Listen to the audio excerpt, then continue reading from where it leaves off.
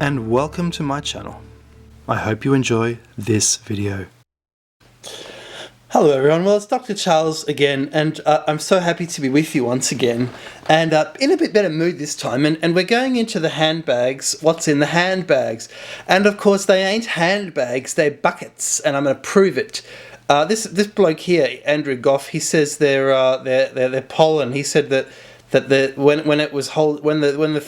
the god was holding the aspergillum to the tree, it was collecting the pollen, and I'm of the opinion no, it created the tree by sprinkling the area with the holy water. It was sprinkling it on the tree to grow the tree. It was watering the tree basically. So he's doing this to a tree, and doing that, and. But here, I want to show you this to prove to you. So we have it's sort of bound with a sort of twine. So let's keep that in mind. That is a bucket. It's got the loops there. That ain't no bag, that's a bucket. It's not a handbag. I'm sorry, a handbag is something, again, of the 20th century that women carry around because they read a bit too much Vogue magazine. But what we're going to do is, these have a name. They're called a Situlae, and they're in museums, which is just absolutely extraordinary. So we're just going to... we're just going to do this. I'm just going to do that, and I'm just going to do that. Just do that.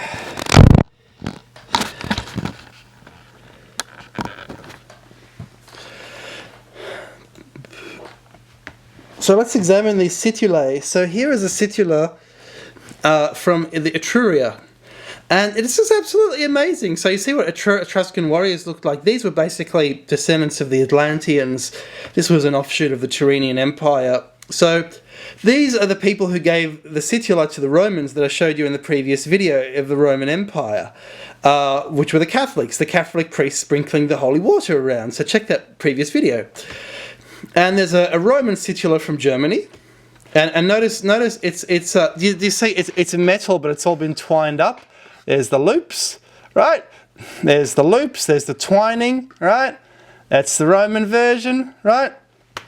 And how did this get into the Catholic religion? Because I showed you in the previous video a Catholic priest holding one of these and sprinkling holy water with the pine cone, which is called the aspergillum.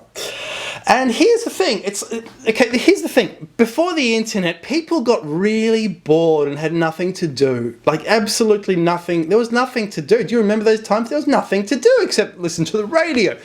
And what happened was, you know, gentlemen and ladies of the 1920s, the aristocrats in England, they would dress up. They say, oh, today we're going to be Egyptian. So they dress up the Egyptian and they do the little ceremony and all that. And then they have a giggle, and then they have a cup of tea, and then the men go off and play cards and have a bit of gin, right? Because that's the naughty drink, right? And the next day they're the Babylonians, and the next day they're the Freemasons, and the next day they're this, and the next day they're that. Well, you know what? The Romans acted very similar to the English. The English play the best Romans of all, you know. So that's another aspergillum. That's another aspergillum. This one here from the Hallstatt culture, Germany, Deutschland. And this is the Etrurian one. Just these beautiful. Now this one's got more straight edges, 7th century BC Etrurian. So now we see, as we get further back in time, the Etruscans actually get a bit more warlike. They look more like warriors, and they're more ready to fight. And look, ship, you see the ship? They're hopping on the ships. But later Etrurians, like in the 6th century, and this is so fascinating, this fits into my other video, you see, in the 600s, where's the ship? Where's the ship? The Etrurian Empire was the Tyrrhenian Empire based in Sardinia, and these blokes used to go around, these were the Atlanteans, but you see the ship vanished between the 7th and the 600s, and now they're a landlocked empire trapped in North Italy. This was an offshoot of the Tyrrhenians. And these are the fellows who built that huge thing in Zimbabwe, the Great Zimbabwe. So this is fascinating, just so fascinating. Here are the Etrurians, the pleasure-loving Etrurians. They're all decadent all of a sudden, but they're starting to. They must have Egyptian artifacts in their homes because they're making this in Egyptian style. But they're also getting the boars and pigs. He's got the Atlantean helmet with the double horns that was described in Diodorus. Etruscan with silver mounts, so again Etrurian. That's a nice Etruscan one again. There's a lot of Etruscan ones, and why? Because the Etruria became the Roman religion, didn't it? The Romans stole everything they had, all their traditions, from the Etruscans. The Etruscans were the hard men of the world. You see, they were the tough ones, and yeah, this is Este culture. This is another part of Italy. Okay, so these are more of the bags. And there's more and more and more of them, and I'm going to show you the one that I'm interested in is that one. See, see, it's got the twine there, just like this one here. It's twined up there and there to tie it to that, I suppose. So this is some kind of leather strap, and then here we have that. You see, so that is the bag, and this is for cat. These were not for your wine. These were for the religion, for holy water. All of them, they're all for holy water. Oh, there's a Gothic one, Ottonian. This is like Holy Roman Empire, and here it's got this nice Gothic capital letters. Wow, wow! It looks like ancient Rome relief. Because they thought they were ancient Rome back then. You see, 920, the Byzantines were still around. They assumed they were still living in ancient Rome. Egyptian faience.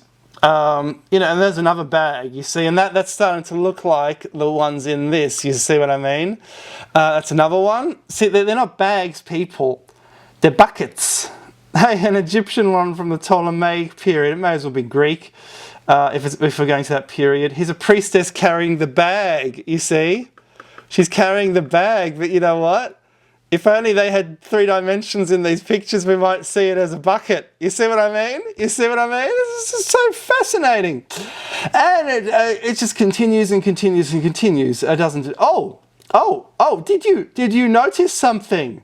Roman silver situla of Lady of Venus bathing. She's going to wash her feet. This is the Jesus thing, you know.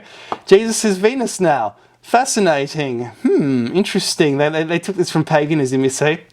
And that's the most bag of all the bags. 800s AD, you see. Ottonian again. Whoa, from Alhambra. This is from Andalusia. This is amazing. This is from Spain. And there is they had one as well. Wow. Well, anyway, guys, I hope you absolutely enjoyed that video. Tremendously beyond anything you have ever enjoyed before. Class dismissed. Now, do you know what? I've written a couple books. One of them is probably the best ancient astronauts, one of the best ancient astronauts books ever written. It's called Confessions of the Gods. Check it out, Kindle or paperback on Amazon. And also a pyramids book. The pyramids book is basically, well, it's 137 photos of sites you can visit in Europe, which are prototypes of pyramids. That's an amazing book. It's much deeper reading than the other book, Confessions, but check them out on Kindle and paperback. Guys, I hope you've enjoyed this, and also hit me up on Patreon. Cheers. Bye-bye.